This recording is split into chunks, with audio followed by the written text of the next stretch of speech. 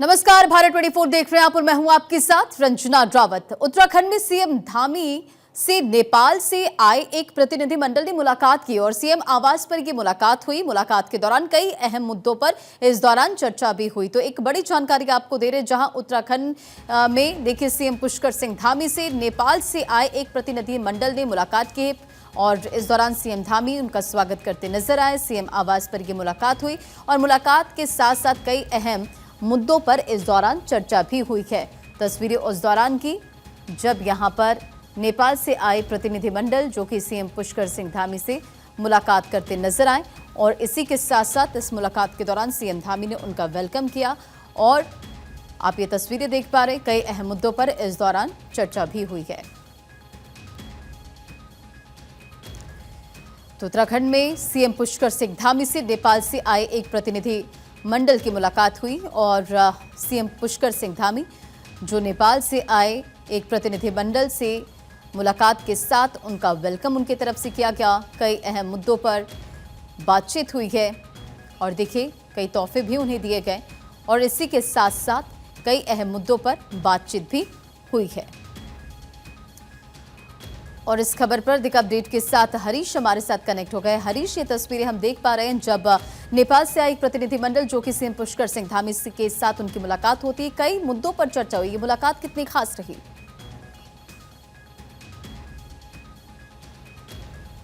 देखिए, मुख्यमंत्री पुष्कर सिंह धामी के आज जो सीएम हाउस है वहां पर नेपाल के एक प्रतिनिधि मंडल ने मुलाकात की है और जिसमें जो पश्चिम प्रांत है नेपाल के कमल बहादुर शाह वो पश्चिम प्रांत के मुख्यमंत्री हैं नेपाल के और उन्होंने मुख्यमंत्री पुष्कर सिंह धामी से मुलाकात की और ये मुलाकात इसलिए भी अहम हो जाती है क्योंकि भारत और नेपाल के जो संबंध है वो कह सकते हैं कि सामरिक संबंधी नहीं है बल्कि धार्मिक और संस्कृति से भी जुड़ा हुआ है। उत्तराखंड की यदि विशेष तौर पर बात करें तो यहाँ पर जो नेपाल के रहने वाले लोग हैं उनका महत्वपूर्ण कंट्रीब्यूशन माना जाता है और कई ऐसे सामरिक सब्जेक्ट हैं जिनको लेकर के जो मुख्यमंत्री पुष्कर सिंह धामी है उनसे उन्होंने बातचीत करी है और खुद जो कमल बहादुर शाह है पश्चिम प्रांत के मुख्यमंत्री, उन्होंने भी मुख्यमंत्री पुष्कर सिंह धामी से जो पिथौरागढ़ और धारचूला का जो इलाका है नेपाल सीमा से लगा हुआ है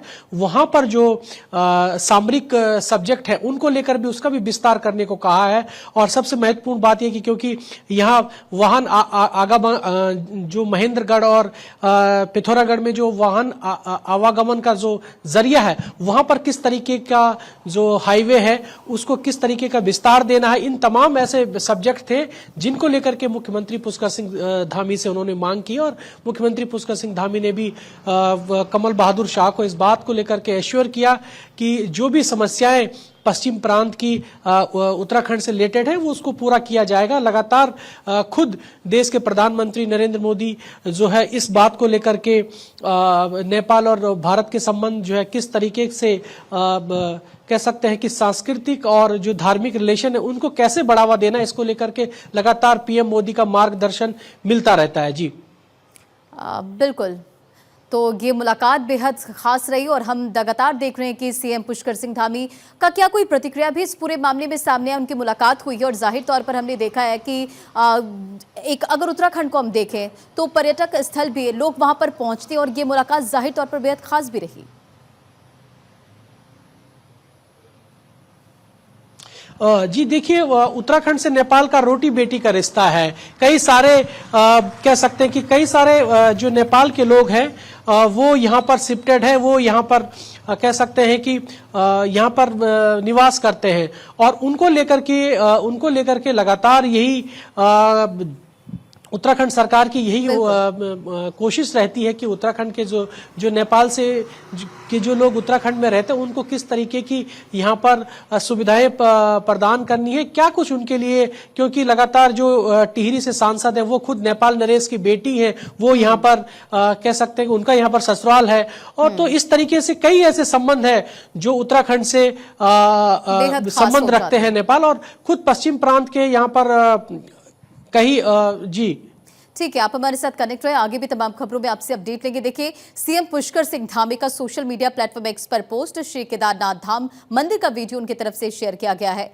और 12 ज्योतिर्लिंगों में से एक हिमालय की गोद में स्थित श्री केदारनाथ धाम न केवल करोड़ों श्रद्धालुओं की आस्था का केंद्र है, बल्कि सनातन संस्कृति की दिव्यता और भव्यता का प्रतीक भी है। इन तमाम बातों का जिक्र सीएम पुष्कर सिंह धामी ने किया। आगे उन्होंने लिखा कि हमारी सरकार यहां आने वाले श्रद्धालुओं की यात्रा सुगम, सुरक्षित और सुविधाजनक बनाने के लिए प्रतिबद्ध है। तो बीते दिन आपने देखा कि विधान के साथ बाबा केदार के कपाट खुले और ऐसे में इससे पहले साल का हम जिक्र करें तो भारी संख्या में लोग पहुंचे, केदारनाथ धाम पहुंचे, दर्शन पूजन करते नजर आए।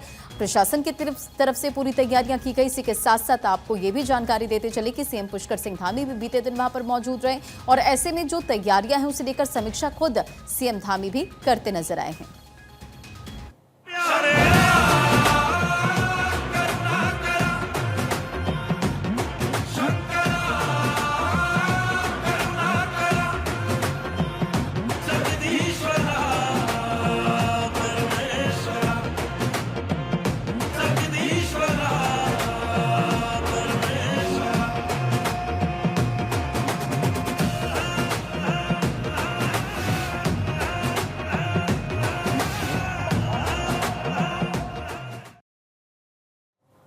और देखिए, इधर सीएम पुष्कर सिंह धामी का सोशल मीडिया प्लेटफॉर्म एक्स पर पोस्ट और शहीद केसरी चंद का बलिदान दिवस आज है और ऐसे में उनकी तरफ से सोशल मीडिया प्लेटफॉर्म एक्स पर पोस्ट करते हुए नमन किया गया। उन्होंने लिखा कि भारतीय स्वतंत्रता संग्राम के अदम्य साहस और शौर्य का अप्रतिम प्रदर्शन करने वाले मां भारती के अमर सपूत शहीद केसरी चंद जी के बलिदान दिवस पर कोटिशा नमन।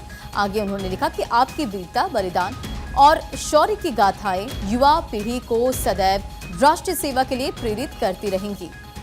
तो सीएम पुष्कर सिंह धामी का सोशल मीडिया प्लेटफॉर्म एक्स पर यह पोस्ट, शहीद केसरी चंद को सीएम धामी ने नमन किया है। उनसे जुड़ी उनकी शौर्य की गाथा का जिक्र उनके तरफ से किया गया है। बलिदान और शौर्य की गाथाएं युवा पीढ़ी को सदैव राष्ट्र सेवा के लिए प्रेरित करती रहेंगी। इन तमाम बातों का जिक्र सीएम पुष्कर सिंह धामी ने सोशल मीडिया प्लेटफॉर्म एक्स पर किया है।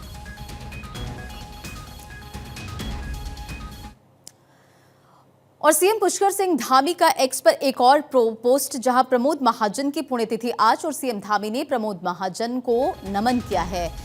कुशल, संगठनात्मक, प्रखर वक्ता और पूर्व केंद्रीय मंत्री स्वर्गीय प्रमोद महाजन की पुण्यतिथि पर शत-शत नमन। आगे उन्होंने लिखा कि आपके विचार, आदर्श और संगठन के प्रति आपकी निष्ठा हमें सदैव राष्ट्रीय सेवा के लिए प्रेरित करती रहेंगी। तो एक और पोस्ट मुख्यमंत्री पुष्कर सिंह धामी की तरफ से सोशल मीडिया प्लेटफॉर्म एक्स पर किया गया है। प्रमोद महाजन की पुण्यतिथि आज है और सीएम धामी ने प्रमोद महाजन को नमन किया है और इसी के साथ साथ तमाम बातों का जिक्र उनके तरफ से किया गया। कुशल संगठनकर्ता, प्रखर वक्ता और पूर्व केंद्रीय मंत्री स्वर्गीय प्रमोद महाजन की पुण्यतिथि पर शत-शत नमन। आगे उन्होंने लिखा कि आपके विचार, आदर्श और संगठन के प्रति आपकी निष्ठा हमें सदैव राष्ट्रीय सेवा के लिए प्रेरित करती रही।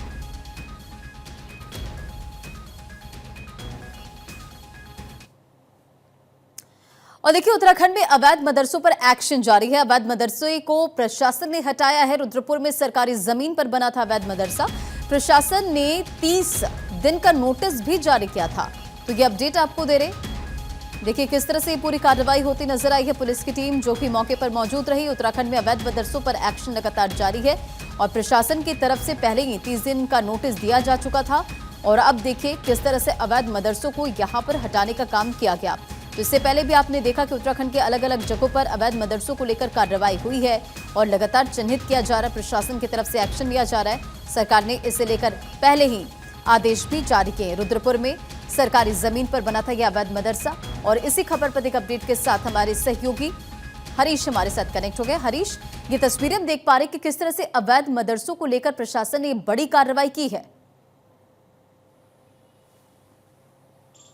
जी देखिए, उत्तराखंड के उधम सिंह नगर के जो रुद्रपुर इलाका है वहां पर प्रशासन की बड़ी कार्रवाई हुई है। लगातार ये कैंपेन प्रदेश भर में चल रहा है कि उत्तराखंड की जो छवि है वो कैसे पटरी पर रहे, वो कैसे मजबूत रहे, वो प्रभावित नहीं होनी चाहिए।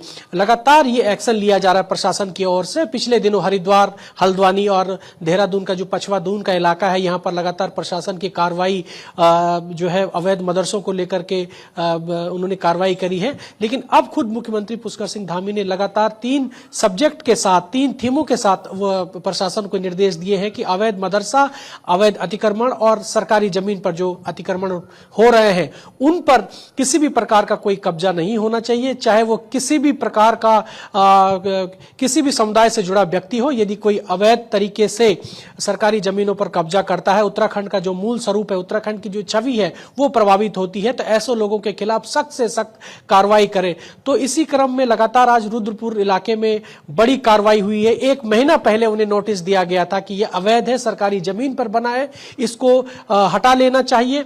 लेकिन इसके बावजूद जो है किसी प्रकार का वहां पर नहीं संज्ञान लिया गया। लेकिन अब खुद प्रशासन को जो अवैध मदरसा है उनको ध्वस्त करना पड़ा और प्रशासन को ये बड़ी कार्रवाई करनी पड़ी। लगातार ये कैंपेन प्रदेश भर में चल रहा है, चाहे वो हरिद्वार हो, रुड़की हो या पछवा दून का इलाका हो। लगातार यहाँ पर जो अवैध मदरसों के खिलाफ अभियान चल रहा है वो आगे भी जारी रहेगा। तो इसी क्रम में इससे उधम सिंह नगर के क्योंकि ये माना जाता है कि उधम सिंह नगर में अभी भी कई अवैध तरीके से मदरसे हैं जिन पर जो है कार्रवाई होनी है। अब तक धामी सरकार के निर्देश पर प्रशासन ने करीब 400 से ज्यादा अवैध मदरसों पर जो है कार्रवाई करी है। जी बिल्कुल हरीश, 400 से ज्यादा मदरसों पर कार्रवाई की गई और जाहिर तौर पर यह संख्या बढ़ने वाली, क्योंकि सरकार की तरफ से पहले से लेकर आदेश दिया गया। अब देखिए 30 दिन का नोटिस, अब ये कार्रवाई जमीनी स्तर पर भी नजर आ रही है। बिल्कुल, देखिए इसी तरीके से लगातार ये कैंपेन चल रहा है। जो शहरी क्षेत्र है, नगर निगम का इलाका है, ये चिन्हित किए गए हैं। सीक्वेंस वाइज, फेज वाइज प्रशासन ये कार्रवाई कर रहा है। प्रशासन के पास हर एक अवैध मदरसों हो या फिर सरकारी जमीन पर जो कब्जा हो रहा है, सरकार के पास सभी चिन्हित किए गए हैं कि कहां पर क्या जो है अतिक्रमण किया जा रहा है। पिछले 6 महीनों से प्रशासन ये एक्सरसाइज कर रहा है, लेकिन अब ये ग्राउंड पर दिख रहा है। मुख्यमंत्री पुष्कर सिंह धामी ने भी सख्त निर्देश दिए हैं कि यदि इस तरीके की कहीं पर सरकारी भूमि पर कोई कब्जा करता है अवैध रूप से, तो उनके खिलाफ उनको जेल में डाले, बल्कि कार्रवाई तो करे ही करे, सीधे जेल में डाले। ये मुख्यमंत्री पुष्कर सिंह धामी ने बड़े और कड़े निर्देश दिए हैं सभी संबंधित अधिकारियों को। तो ऐसे में ये जो कार्रवाई है वो धरातल पर दिख रही है और अब तक कह सकते हैं कि लगातार पूरे प्रदेश भर में जिन जिलों में सरकारी भूमि पर जो कब्जा किया जा रहा है उसको लेकर के प्रशासन की कार्रवाई जारी है। और लगातार मुख्यमंत्री पुष्कर सिंह धामी इसी बात को कह रहे हैं कि उत्तराखंड की जो डेमोग्राफी है वो चेंज हो रही है। इसकी वजह यही है कि यहाँ पर फर्जी तरीके से जो आधार कार्ड है या फिर अन्य जो प्रमाण पत्र उनको बनाए जा रहे हैं, ऐसे लोगों के खिलाफ भी कार्रवाई की जानी चाहिए। जो संदिग्ध है उनकी गतिविधियां संदिग्ध है। चलिए, बहुत बहुत शुक्रिया इन तमाम जानकारियों के लिए।